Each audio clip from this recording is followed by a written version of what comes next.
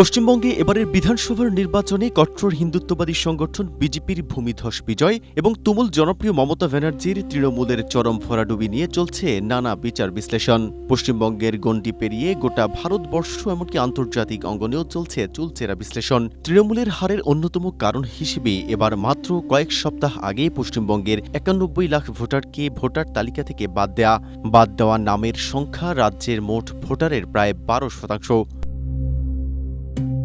রাজ্যে ভোটার তালিকার বিশেষ নিবিড় সংশোধন এসআইআর শুরু হওয়ার আগে পশ্চিমবঙ্গে মোট ভোটার ছিল প্রায় ৭,৬৩,০০,০০০ লক্ষ।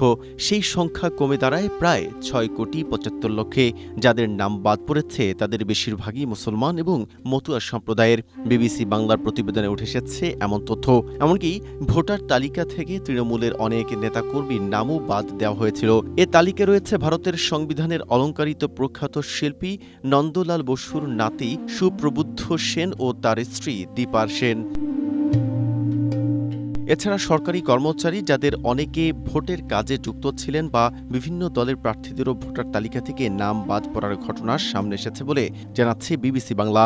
বাদ পড়া বিপুল সংখ্যক ভোটারই এবার ভোটের ব্যবধান গড়ে দেয় বলে মত বিশ্লেষকদের। অন্যদিকে এবারের নির্বাচনের অন্যতম বিষয় মুসলিম বিদ্বেষ। ভারতের জাতীয় নির্বাচনের মতোই রাজ্য সরকারের এ নির্বাচনেও হিন্দুত্ববাদের ব্যাপক প্রচারণা চালানো হয়। আন্তর্জাতিক গণমাধ্যম আল জাজিরার প্রতিবেদনে বলা হচ্ছে, মমতা মুসলিমদের তোষণ এবং হিন্দুদের অবহেলা করছেন এমন অভিযোগও ভোটের মাঠে ছড়িয়ে দেওয়া হয়।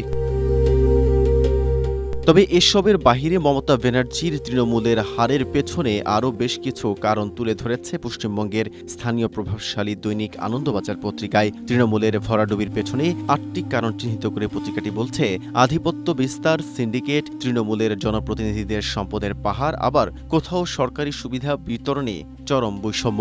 এসব থেকেও অনেক ভোটারের মাঝে দীর্ঘদিন ধরে ক্ষোভ তৈরি হয়েছে। ২০২১ সালে বিপুল ভোটে ক্ষমতায় ফেরার পর মমতা ব্যানার্জি এসব অসন্তোষ নিরসনের সুযোগ পেলেও তা কাজে লাগাতে পারেননি। ফলে গেল ৫ বছরে তার বিরোধিতার আরও তীব্র হয়েছে। মেহেদী হাসান, এশিয়া পোস্ট।